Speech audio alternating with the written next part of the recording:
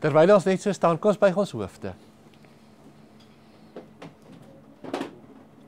Vader Jahwe, wat 'n kosbare voorreg dat ons U mag aanbid, dat ons met U mag ontmoet ook vanmôre, in ons geringheid, in ons kleinheid, in ons eenvoet. Maar Vader Jahwe, dankie dat ons verhouding nie gebaseer is op ons prestasie nie, maar op U genade vir ons in Yeshua. Vader Jahwe, daarom ook wanneer ons as die kinders, as die volk vanmôre voor U vergader, dan doen ons dit in daardie afhanklikheid om te sê, Vader Jahwe, vorm ons, maak ons, brei ons soos klei in die hand van die pottebakker, om waarlik U en U alleen welbehaaglik te wees. Dankie dat ons dit alles mag bid en vra, laat U naam geheilig word, laat U koninkryk kom en U wil geskied in ons midde. Ons bid dit in Yeshua se naam alleen. Amen. U kan gerus sit. Kom ons blaai na Johannes 9 toe. Johannes 9 en die tema van vanmôre se boodskap is geestelike insig of geestelike blindheid. Geestelike insig of geestelike blindheid. Johannes 9, ons lees daar vanaf vers 30 af, nou net gou so 'n bietjie agtergrond. Hierdie man was van geboorte af was hy blind gewees, en wanneer hy opgroei en dan op 'n stadium, dan kom hy by Yeshua, en hy vra dat hy gesond gemaak moet word, en dan is dit daai hele gesprek onder die disippels, maar was hy blind gewees weens sy sonde of sy ouers se sonde? En julle kan onthou Yeshua wat vir hulle sê, maar hy is nie blind weens iemand se sonde nie, maar sodat Jahwe verheerlik kan word. En dan, maar open Yeshua sy oë, en hy kan sien, en dan is dit daai gesprek met die owerpriesters en die fariseërs.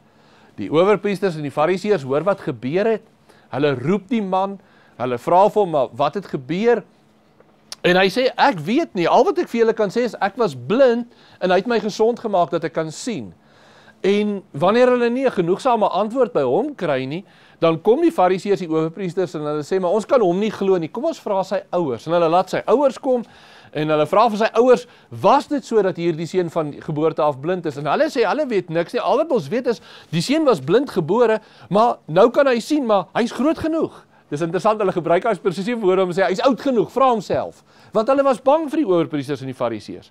En dan, wanneer die ouers dan weggaan, dan roep hulle weer daardie man.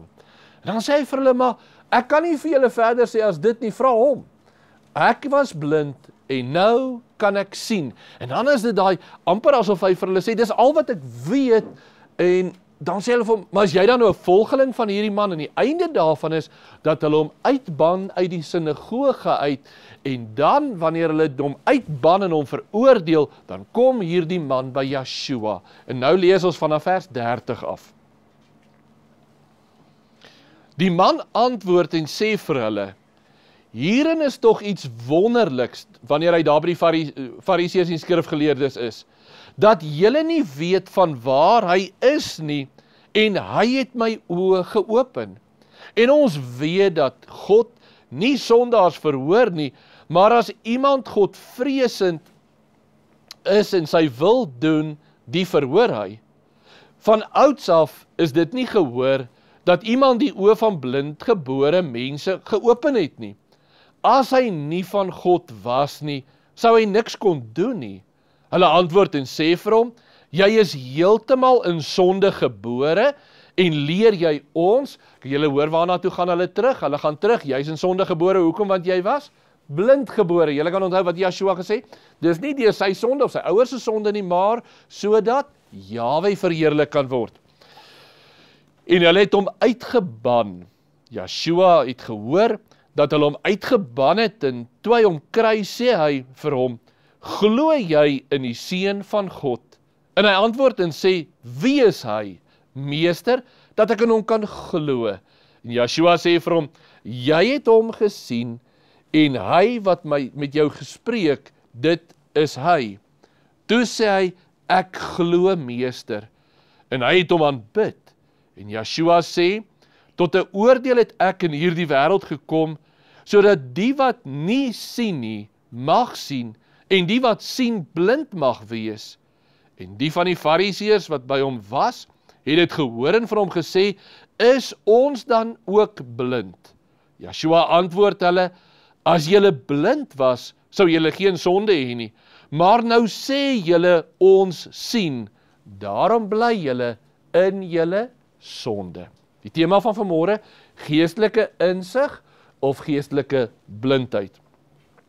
Geestelike blindheid verwys na die onvermoë om die waarheidsbeginsels van Vader Jahwe raak te sien, onder andere Jahwe se wese en sy aard, die verlossing van Jahwe se plan vir sy kinders, sowel as my en jou werklike toestand op aarde, ons werklike lewe. En wanneer jy geestelik blind is, kan jy die waarheid van hierdie beginsels, kan ons dit nie raak sien nie. Geestelike blindheid is om Jahwe se bestaan vanuit 'n vleeslike en 'n gevalle en sondige perspektief te benader. Wat die mens doen in sy geestelike blindheid, is om na Jahwe se wese te kyk, na Jahwe se verlossing en sy werk met sy kinders en dit te meet aan wat ons sondige persepsie is van dinge en ons maatstaf binne ons gevallendheid. Daarteenoor, en dis belangrik, is geestelike insig om die waarheid van Jahwe se wese, van wie hy is, sy ewige bestaan, sy volmaakte wese, sy bestaan en jou en my identiteit in hom raak te kan sien. Nou dit word baie belangrik, want wanneer jy Jahwe se wese weet wie Jahwe is, en my posisie in Jahwe, my erfnalatenskap, my identiteit in hom, gaan my optrede daarvan getuig. Of andersom, as ek dit nie verstaan en nie werklik besef en waarlik glo nie, as dit net iets is wat ek sê, ja dit is so, maar dit vul nie my hele lewe nie, gaan dit nie my optrede, my woorde, my gedagtes en my handelswyse verander nie. En daarom is dit belangrik, want geestelike blindheid is 'n toestand waarin so baie verval, waarin hulle die geestelike waarheid van Jahwe se teenwoordigheid en die maatstaf en die doel en die erfenis van hierdie bestaan heeltemal ignoreer. Dit beteken in kort, jy leef net vir nou en vir hier. Jy leef net vir jou bevrediging, jou wil, jou begeertes, sonder om te besef wat is die groter werk van Jahwe in dit alles. Nou ons weet, tot en met Yeshua se koms, is geestelike insig en geloof geweldig belangrik, omdat ons nie Jahwe sien nie. Ons is nie vanmôre hier saam, en hier is 'n beeld van Jahwe, en Jahwe verskyn tussen ons, dat almal van ons op ons aangesigte val en erken, waarlik hy is God nie. Dit kom deur die geloof van die woord, wat ons dit moet glo. En daarom is daar so baie, wat die waarheid van Jahwe se bestaan, en die wese, en die doel, en die raadsplan van Jahwe ignoreer, omdat hulle Jahwe nie as 'n werklikheid ervaar in hulle lewens nie, en daardeur in geestelike blindheid vasgevang is. Die sentrale wese van Jahwe, die sentrale waarheid van Jahwe se wese, word so mooi geopenbaar, juis in die heilsplan, in die evangelie van Yeshua. En daarom vir ons as gelowiges is die evangelie van Yeshua die sentrale, die reddende genade van Jahwe, die anker waarin ons vashou om ons geestelike oë ook te open. Geestelike blindheid maak dat ons die evangelie van die koninkryk van Jahwe nie verstaan nie glo nie, al hoor ons dit. Al kan ons met ons lippe sê, ja dit is so, dit verander nie ons harte nie. Ek bly blind en my hart sien nie dit werklik nie, en daarom weerhou dit my van 'n lewende verhouding met Vader Jahwe. En daar's baie mense wat bely daar is 'n God. Daar's baie mense wat bely die woord is waar, sonder 'n lewende verhouding met Vader Jahwe. En daardie oë is steeds blind. En daarom, geliefdes, word ons geroep tot geestelike insig om werklik in 'n intieme, bewuste, doelgerigte verhouding met Jahwe te wandel elke dag. Terwyl ons daar by ons teksgedeelte is, kom ons lees daar vers 39, hoor hierdie woorde. En Yeshua sê, tot 'n oordeel het ek in hierdie wêreld gekom, sodat die wat nie sien nie, mag sien, en die wat sien, blind mag word. Geliefdes, die bakermat van alles, en ons gaan nou net daarby kom, is Yeshua open die oë en Yeshua sluit die oë. Ons sien dit hoe die profete dit geprofeteer het. Dat Jahwe die oë en die ore bestryk, sodat hulle nie hoor en nie sien nie, dat hulle nie verstaan nie. Maar dan kom Jahwe ook, en seker is sy oë en ore maak hy oop, sodat hulle kan verstaan en hoor en inneem. En dit is die opdrag, die oproep tot elkeen van ons vandag, om werklik waar te luister na die woord van Jahwe, en toe te laat dat Jahwe jou en my geestelike oë oopmaak, om hom waaragtig te sien. Daar's verskeie oorsake van geestelike blindheid. Die eerste daarvan ken ons almal sonde. Sonde vertroebel, want sonde hou jou en my besig met ons eie wil, met ons eie gemaksig, met ons eie welles, met alles wat ons, en wat doen dit? Dit steel ons tyd met Vader Jahwe. Dit vertroebel ons visie van Vader Jahwe, ons bewustheid van Jahwe. Want ek is so besig, kom ek gebruik 'n eenvoudige ding. My stilte tye word vervang deur die begeerte na sonde of deur die najaag van sonde. My lof aan Jahwe word verruil vir die begeerlikhede van hierdie wêreld. En deur dit word my bewustheid van Jahwe vertroebel, en ek is so bewus van al hierdie dinge hier in my bewustheid, my begeertes, my wil, dat die beeld van Jahwe vervaag voor my. Romeine 1, blaai gou saam met my soontoe. Romeine 1 sê so mooi, Romeine 1 vers 21,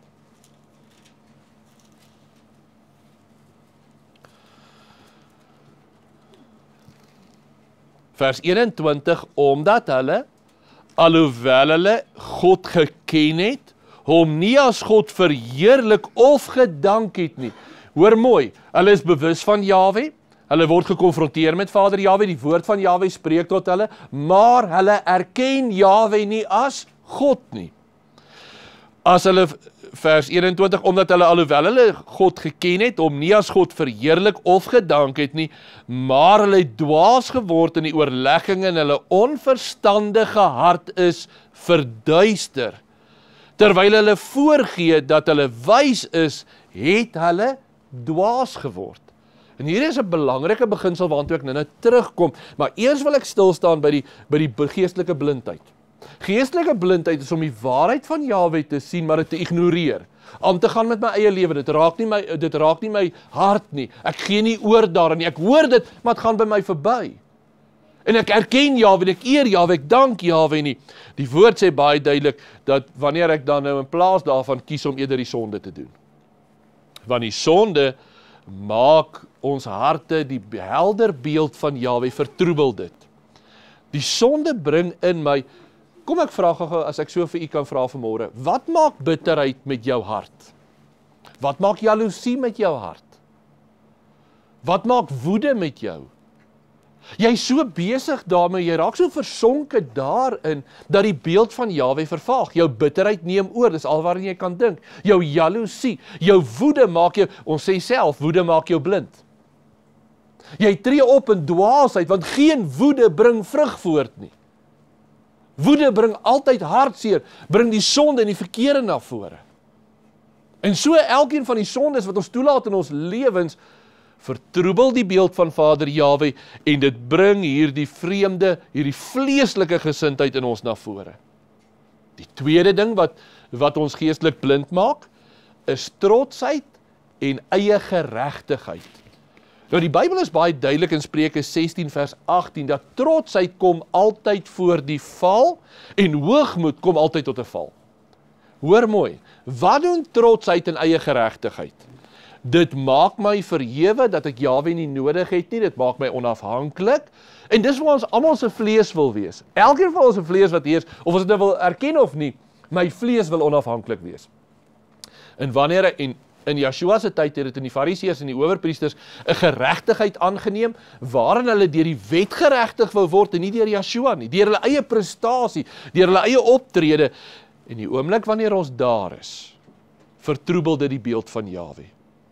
As ek en jy, hoor mooi, as ek en jy dink ons is geregtig deur onsself op die ewige lewe, op 'n verhouding met Vader Jahwe, dan is die water, die beeld van Jahwe vertroebel, want ek en jy, onthou wat sê Jesaja? Jesaja sê dit baie duidelik, 64 vers 6, selfs ons beste dade, hoor mooi, nou Jesaja noem dit ons geregtigheid.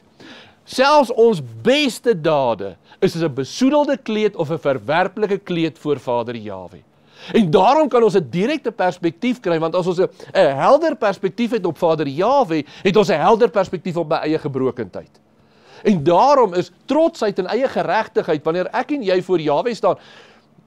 Ek wil nou vanmôre vra, wat is die duidelikste voorbeeld daarvan in die Nuwe Testament? Daar's 'n gelykenis wat Yeshua praat, van een wat gebroken is en een wat homself geregverdig het. Kan u onthou die tollenaar en daardie fariseer?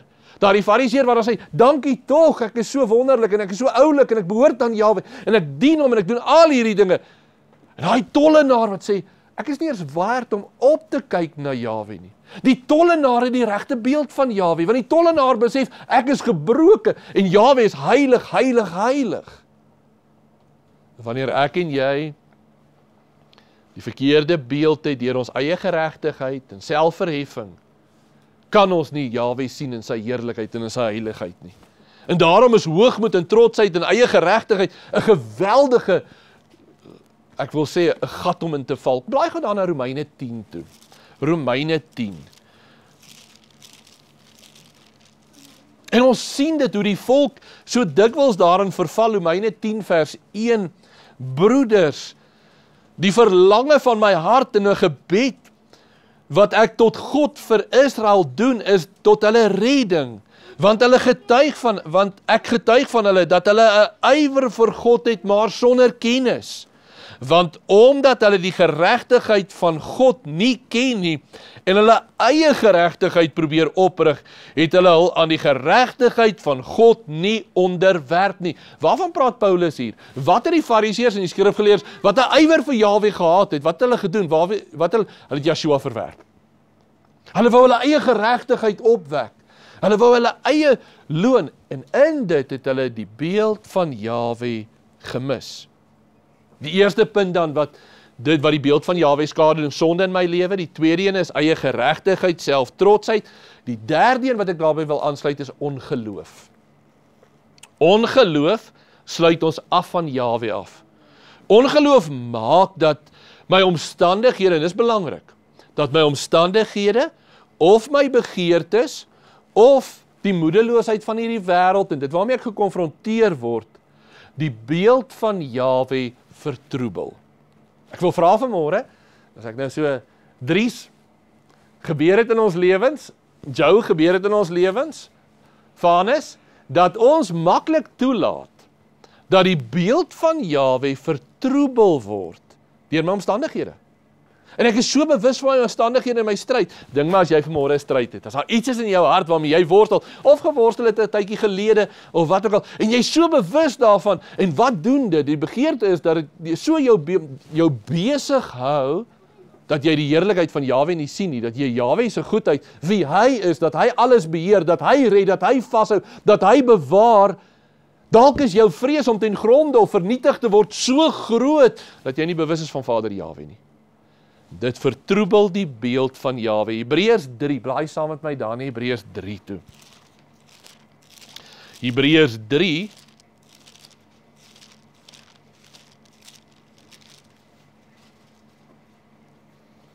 vers 12,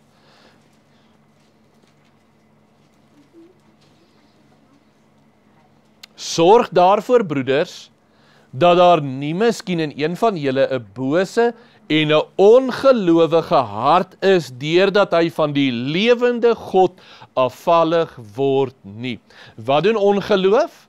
Ongeloof maak jou los van Jahwe af. Dit maak jou afvallig van Jahwe. En waarin beland jy? In jou eie omstandighede, in jou situasie. Ons kom nou aan die einde van die boodskap, kom ons terug na hierdie gedagte toe. Maar geloof is ontsaglik belangrik, want geloof, deur die geloof sien ek Jahwe. Kom ek maak dit prakties? Sien ons vandag Jahwe fisies? Nee. Maar ons sien hom deur die geloof. En deur die geloof, sonder die geloof is dit onmoontlik om Jahwe te behaag. Want jy gaan onbewus wees van Jahwe. Jy gaan bewus wees van jou vlees en jou sonde en jou omstandighede om jou. Belangrik, die volgende gedagte. Die Satan en die bose magte werk aktief om elke persoon vasgevang te hou in geestelike blindheid. 2 Korintiërs 4 vers 4. Nou, wanneer ons dan verder gaan, is dit belangrik om te weet dat sonde, trotsheid, eie geregtigheid, ongeloof, begeer een ding om jou en my geestelik in die duister te hou. Ek wil vanmôre vra, hoe lyk jou geestelike insig en hoe lyk jou geestelike blindheid? 'n eenvoudige toets is, as daar iets gebeur in jou lewe, as ons môreoggend, ons stap môreoggend, ek wil sê daar uit die huis uit, en dit is chaos, dis 'n uitdaging. Wat is ons eerste bewustheid? Ek is verlore, dit is die einde, hier's chaos, of is ek bewus dat Jahwe in beheer is? Dan ontken ons nie die omstandighede nie, ons kan eerlik wees en sê, dit lyk nou chaos daar buite. Ek wil amper sê, oom Cronje, as oom daar uitstap en is net wit daar buite om geëis. Dis 'n werklikheid, dis daar. Ek wil nou nie enige negatiewe goeders noem nou nie, maar nie omdat dit krag het nie, maar die gedagte wat belangrik is ongeag wat ons omstandighede is, Jahwe bly in beheer. Van wie is jy bewus? Is jy van Jahwe bewus of jy van jou omstandighede bewus? Nou wat belangrik is, wanneer ons dan nou verder gaan, en hierdie is belangrik, welis die begeerte na sonde, trotsheid, eiewilligheid, ongeloof en die oorgawe aan ons begeertes en omstandighede verblind die beeld van Jahwe vir ons. En daarom die gevolge van geestelike blindheid, dit bring die onvermoë om Jahwe werklik te kan sien as die ek is. Om werklik Jahwe te kan verstaan as die God wat liefdevol betrokke is tot ons lewens. Hoor mooi, geestelike blindheid maak dat dit vir my voel, maar Jahwe is nie by my nie. Dit laat my voel, maar Jahwe is afwesig en daar's niks nie. Dit laat my vasgevang word in my lewe soos dit nou is.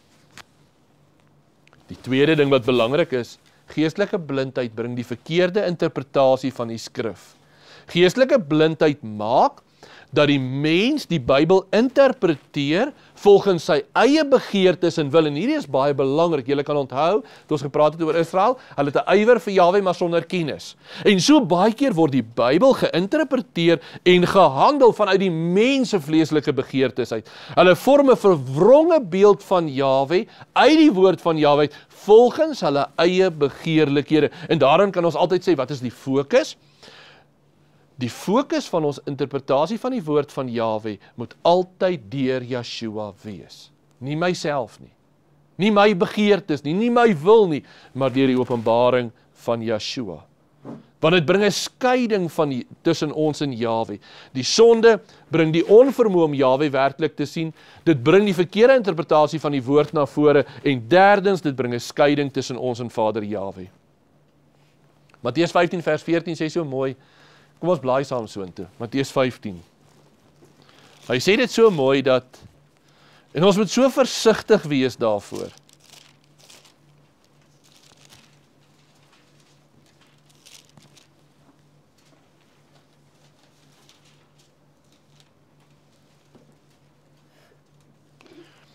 Want geestelike blindheid raak nie net die individu nie, maar dit is oordraagbaar, vers 14.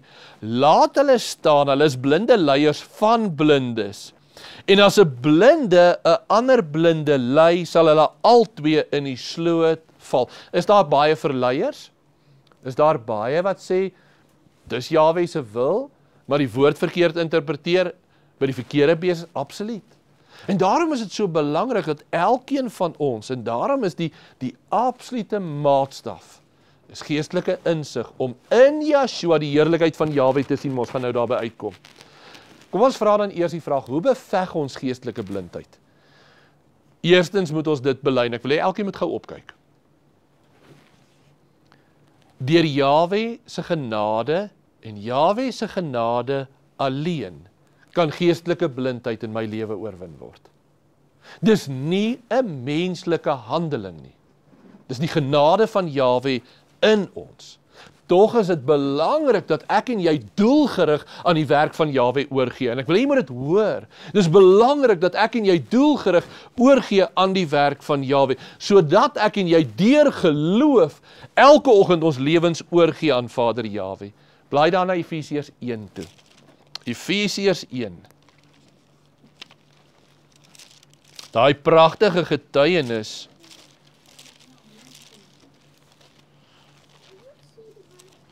Efesiërs 1 vers 16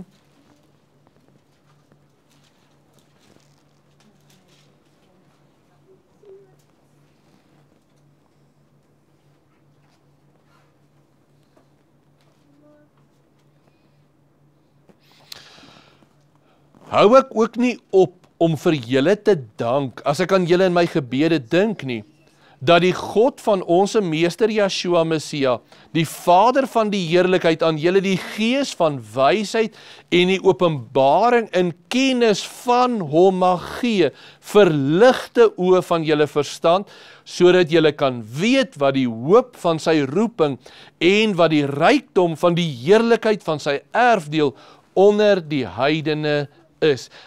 Jahwe, die gebed wat Paulus hier bid, is dat Jahwe die Heilige Gees sal gee, die Gees van wysheid, die Gees van openbaring, sodat ons verligte oë kan hê om die rykdom van die heerlikheid van Yeshua te kan besef. Kom ek vra gou vir 'n oomblik vanmôre. Is ons baie bevoorreg om die heerlikheid van Yeshua te kan ontvang? Amen. Onbeskryflike genade. En daarom is die belangrikheid vir ons as gelowiges om dit te kan verstaan en besef. Want as ek dit nie besef nie, gaan dit vir my geen waarde hê nie en ek is geestelik blind. Maar as ek die koste en die heerlikheid daarvan besef, dan gaan dit my hele wese vul om Jahwe se heerlikheid geopenbaar in Yeshua werklik te sien. En daarin speel die Heilige Gees 'n sentrale rol, Johannes 16 vers 13, maar wanneer hy gekom het, die Gees van die waarheid, sal hy julle in die volle waarheid lei. Nou belangrik geliefdes, dit is nodig, dat ons sal vra, Jahwe, open my oë, dat ek in elke situasie, in elke omstandighede, U sal sien. Psalm 119 vers 18 sê, open my oë, dat ek kan sien die wonders uit U wet. Dat ek die mooi, die goedheid, die redding, die genade van Jahwe in alles kan sien. En nou baie belangrik, Yeshua is die een wat vir die blindes kan sê, sien. En hoor mooi, Jesaja 42 profeteer dit so mooi. In vers 7, hy sê, Yeshua is die Messia, hy sal die blindes se oë open. Dieselfde word gesê van Openbaring 3 vers 18, 'n profesie van Yeshua. Yeshua is die een wat ons oë salf, sodat ons kan sien. En daarom Yeshua is daardie een waarin ons tot Jahwe gaan, waar ons Jahwe se heerlikheid en sy genade kan raak sien. En baie mense, hierdie is baie belangrik, baie mense dink dat hulle geestelike insig het, deur vreemde, interessante waarhede te openbaar. Om dinge in die Bybel te vat en dit na te jaag en besig te wees daarmee, maar sonder Yeshua.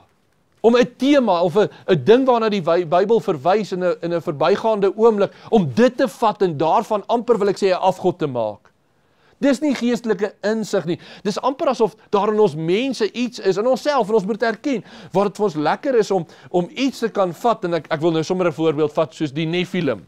Die reëse wat daar was, en ons bou hierdie geweldige leer om dit, oor 2 verse wat in die Bybel staan. En ons hele lewe is gewy, en ons geestelike omgang is gewy aan hierdie een tema. En ons mis die evangelie van Yeshua. Yeshua is die openbaring van Jahwe. Moenie geestelike insig verwar met 'n doolhof van argumente uit die Bybel uit nie. Geestelike insig is 'n lewe wat Jahwe se heerlikheid in Yeshua sien en dit waaragtig leef. Dis geestelike insig. En daarom vir baie mense veroorsaak hierdie geheimenisse en vreemde inligting en alles 'n gevangenis van geestelike blindheid om nie by Yeshua uit te kom nie, om nie hulle lewens te verander nie, om nie hulle hele wese om te draai en sê ek wil Jahwe dien nie, want dit het hierdie beeld van geestelike kennis. Dit het hierdie 'n vorm van hoogmoed in onsself van ek is gelukkig en ek is tevrede. Geliefdes, elkeen van ons moet erken, as ek en jy nie bely, ons is niks en Jahwe is alles nie, is daar absolute geestelike blindheid steeds betrokke. Want geestelike insig is om te sê, ek is niks. Jahwe is alles. Om die heerlikheid van Yeshua, sy openbaring van Jahwe ten volle te sien en te leef. En nou wil ek vir 'n oomblik teruggaan, en daarom binne in die konteks van die woord van Jahwe, Jahwe se handeling met sy volk, hoe meer Israel, en hoor mooi, jy kan onthou, wat beteken Israel? Vors met Elohim, vors saam met Jahwe. Hoe meer, en hierdie is baie belangrik, hoe meer Israel werklik Yeshua sien, hoe meer kan Israel werklik geestelik vors saam met Jahwe wees. Want dan kan ons wandel in die heiligheid van Jahwe, in die geregtigheid van Jahwe in Yeshua, in die liefde van Jahwe, in die barmhartigheid van Jahwe, in die omgee van Jahwe. Dit is wanneer ons werklik vors met God is, vors met Elohim. Hoe meer ons die insig in Yeshua verkry, en dis die hele doel dan van die Ou Testament, om Yeshua vir ons in hierdie tapisserie van gebeurlikhede te skilder, dat ek en jy verstom staan in sy grootheid, en hoe mooi dit die liefde en die goedheid van Jahwe openbaar. En hoe meer ons daarna kyk, hoe meer kan ons verander word na sy beeld. Hierdie kosbare geestelike beginsels word juis uitgebeeld dan ook in Yeshua se bediening. So ek nou vinnig vir u moet vra, hoeveel keer lees ons dat Yeshua blinde se oë geopen het? Daar's 4 geleenthede. Die eerste een is die blinde man daarvan Betsaida af, Markus 8, ek kan net vinnig noem, vers 22 tot 26, waar Yeshua, nou die Bybel sê, hy het in sy oog gespoeg. Nou, ons veronderstel dat Yeshua spoeg geneem het en dan sy oog gesmeer het, en daarna het hy hom die hande opgelê. Julle kan onthou, en hy vra vir hom, kan jy al sien? Dan sê hy, nee, hy sien net hierdie vaalfigure, en dan lê Yeshua hom weer die hande op, en dan word sy oë geopen, dat hy kan sien. Die tweede keer is Bartimeus, die blinde bedelaar. Die bedelaar wat, toe hy hoor Yeshua as aan die aankom, toe roep hy uit, seun van Dawid, Yeshua, wees my barmhartig, en almal wat rondom hom is, Bartimeus, bly stil. Bly jy stil. En die woord sê, hoe meer hulle hom stil gemaak het, hoe harder het hy uitgeroep, Yeshua, seun van Dawid, wees my genadig. En Yeshua sê, bring daai man na my toe. En wanneer hy hom na hom toe bring, dan is dit Yeshua wat sy oë open en hom gesond maak.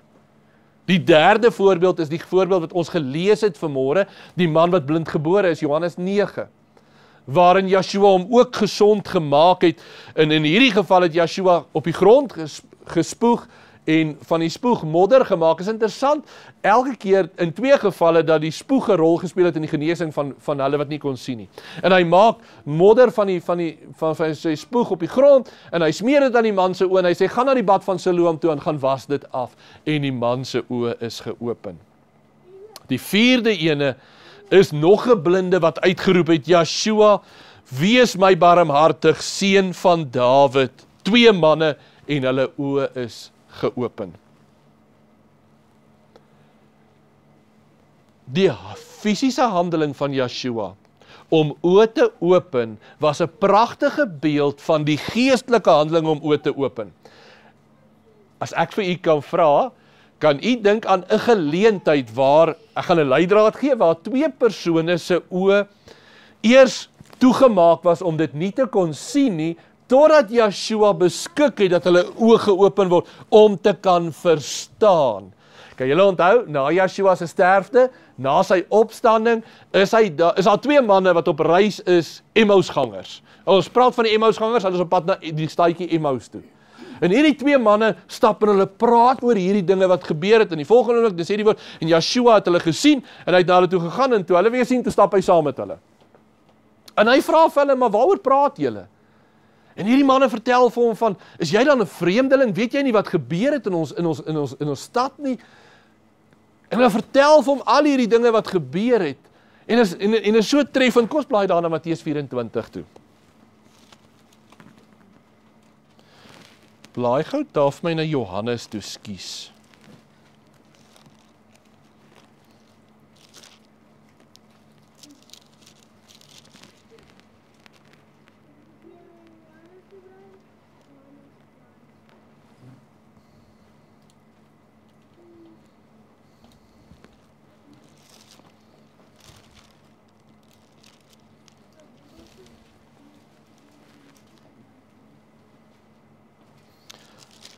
ons sien eers daardie wonderlike in Johannes 20, die opstanding van Yeshua, daai wondergebeurlikheid met die apostels, wat absoluut in verstomming staan wanneer hulle daar by die graf kom, om nie te kan glo wat gebeur het nie, daai absolute verbasing, daai onsekerheid oor hierdie wonderlike gebeurlikhede. En so sien ons daai selfde ingesteldheid by die Emmausgangers, maar ek wil gou daar stuk Johannes 20, wil ek gou net lees, daar vers 19 eers. Eers is dit hierdie persone wat saam aan tafel is, en toe hulle die aand was, op die eerste dag van die week, en die deure waar die disippels vergader het, uit vrees vir die Judeërs gesluit was, het Yeshua gekom en in hulle midde gestaan, en aan hulle gesê, vrede vir julle. Nou hier sien ons eers daai skok van Yeshua se teenwoordigheid, dat hy uit die dood uit opgestaan het, en dat hy homself aan hulle openbaar. En dieselfde gedagte sien ons hier in Lukas 24. Lukas 24. Met die Emmausgangers.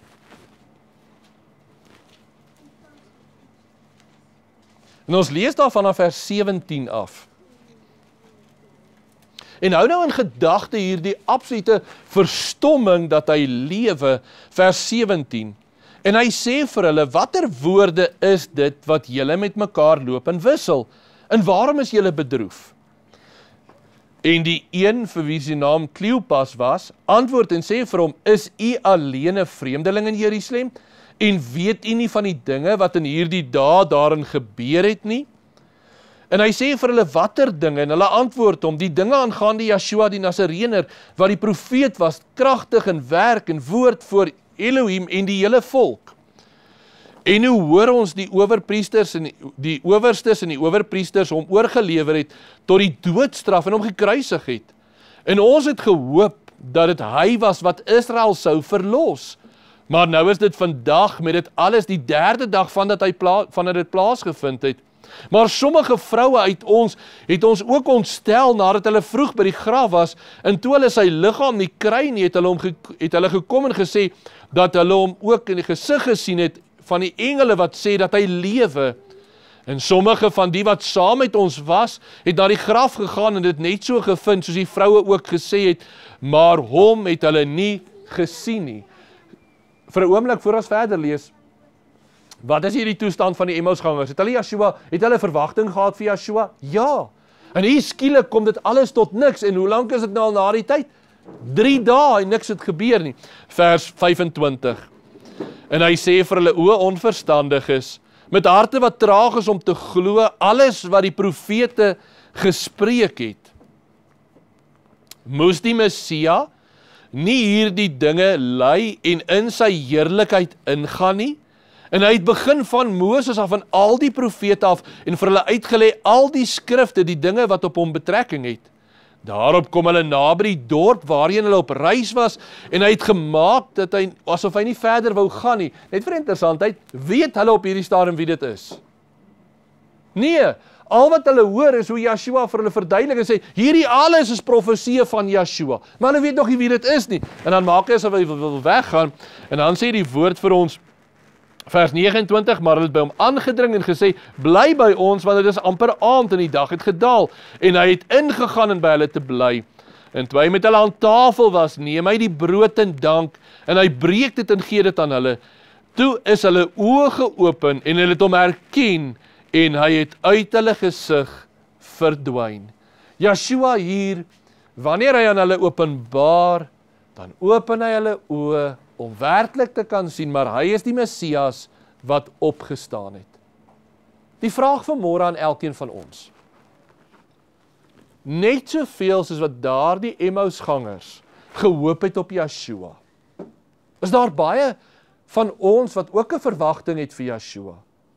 Maar die een vraag is, hoe lyk ons verwagting? Gaan dit oor my begeertes, my wil, of kan ek Yeshua raak sien vir wie hy is. En daarom is ons ook om werklik te kan bid, Jahwe, open my oë om die volheid van u goedheid en die liefde en die genade geopenbaar in Yeshua raak te sien. Jahwe, open my oë elke dag, dat ek u kan sien, dat ek u werk in my lewe kan sien, dat ek u genade kan sien, dat ek u versorging kan sien. Jahwe, open my oë, dat ek nie blind sal wees om deur hierdie lewe te strompel sonder om u te sien nie. Dis nodig dat ons self ondersoek doen. Dis nodig dat ek en jy voor Jahwe gaan staan en sê, Jahwe, is daar areas in my lewe waar ek blind is, waar ek u nie sien nie, waar ek u ontken, waar ek vasgevang is in my lewe? Want geliefdes, Jahwe se geestelike insig maak dat ek elke situasie, my kinders reg kan hanteer. As ek nou vanmôre moet sê om my kinders reg te hanteer, wat is die een vers wat direk in ons gedagtes opkom? Laat die kindertjies na my toe kom. Dat ek my naaste reg hanteer. Wat is Yeshua se leer in terme van ons naaste? Dat ek my naaste moet lief hê en my lewe moet opoffer ter wille van my naaste. Dat ek my vyande moet lief hê, en ons praat van binne in ons volk, dan is die Yeshua se prediking, ek weet daar staan geskryf en ek weet dit julle sê onder mekaar, vergeld kwaad met kwaad, maar ek sê vir julle, julle moet julle vyande lief hê en seën die wat julle vervloek.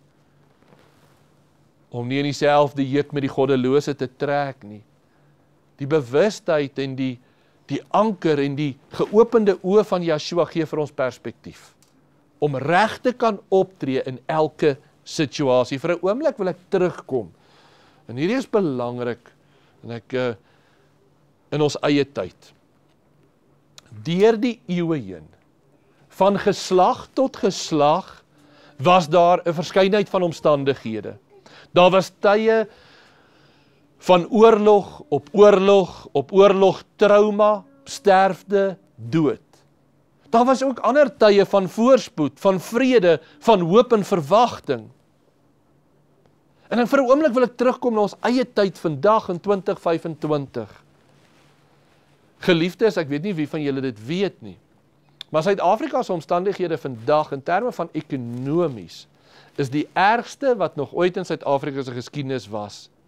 Ons is vir die langste tydperk van 2009 af al in 'n stagnante mark, waarin die mark gegroei het teen 1,2% en inflasie gegroei het teen 5,3%. So ons sit al vir die afgelope 16 jaar. Nou, daar's twee ander gevalle waar dit ook, maar dit was momenteel geweest. Die eerste ene was met die Tweede Vryheidsoorlog, waar die ekonomie van die Vrystaat en Transvaal totaal vernietig was, maar dit was al 'n kort termyn van 3 jaar en die republieke dan geval het. Die ander tydperk was die 29 tot 33 depressie tydperk geweest. Al twee hierdie was kort periodes geweest. En die depressie, net vir interessantheid, Suid-Afrika het baie goed in, toe die res van die wêreld nog in die Tweede Wêreldoorlog na die depressie was, in 34 vasgevang was met die Tweede Wêreldoorlog, was Suid-Afrika in 'n bloeitydperk van groei na die depressie. Hoekom ek dit sê, hoekom ek dit vanmôre noem, is dat van die omstandighede in Suid-Afrika is taai, dit is so. As ons dan dink dat dit die ergste ekonomiese toestande is van Suid-Afrika se bestaan in die afgelope meer as 300 jaar. En tog is Jahwe se genade so groot.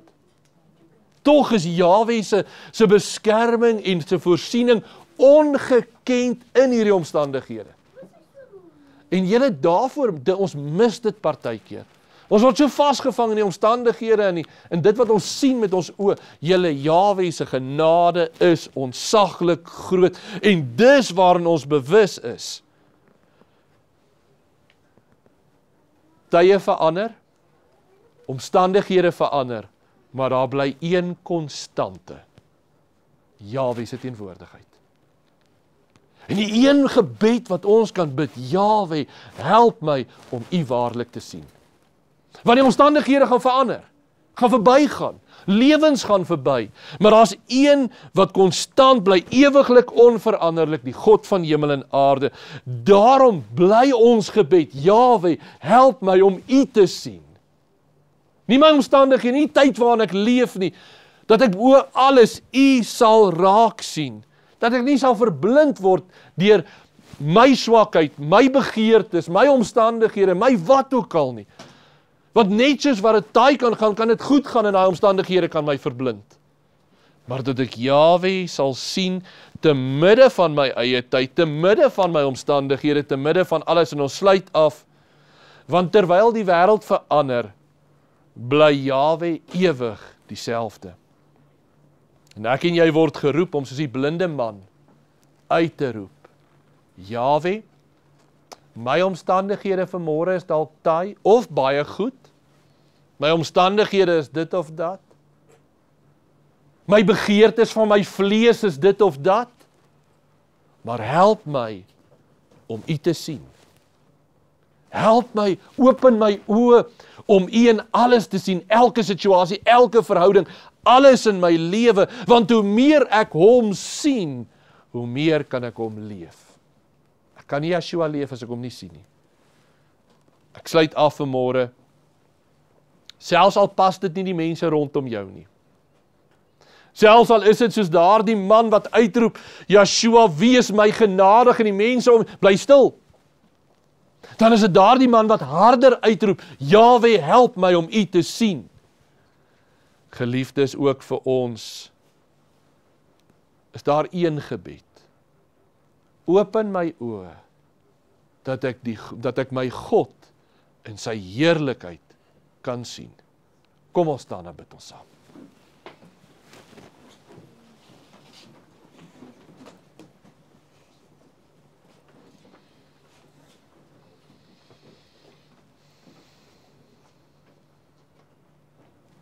Vader Jahwe, dis 'n afhanklikheid wat ons voor U wil buig en vra, help ons om werklik U duidelik en helder in ons lewens elke dag te kan aanskou. Wil U ons geestelike oë open, Vader Jahwe, dat dit nie vertroebel sal word deur die sonde en die trotsheid en die eie wil en ongeloof nie, maar dat ons in alles waarlik U sal sien, in elke situasie, in elke dag, in elke optrede, dat U ons daardie wysheid sal gee wanneer ons U helder sien, hoe om op te tree tot verheerliking van U naam. Vader Jahwe, dankie dat ons dit mag vra. En vir elkeen van ons wat hier is, wat dalk in 'n spesifieke situasie nodig het om werklik U teenwoordigheid ook daarin te sien, dan is dit ons gebed vanmôre vir elkeen van ons, help ons om waarlik U te sien. En Vader Jahwe, dat U ons wysheid en insig sal gee, om op te tree, te handel, te spreek, te dink, tot eer van U wonderbare naam. In Yeshua se naam bid ons dit. Amen. Terwyl ons so staan, kom ons hef ons hande op, ons ontvang die seën van ons Vader. Jahwe sal ons seën en ons behoed. Jahwe sal sy aangesig oor ons laat skyn en ons genadig wees. Jahwe sal sy aangesig oor ons verhef en aan ons sy vrede gee. Amen.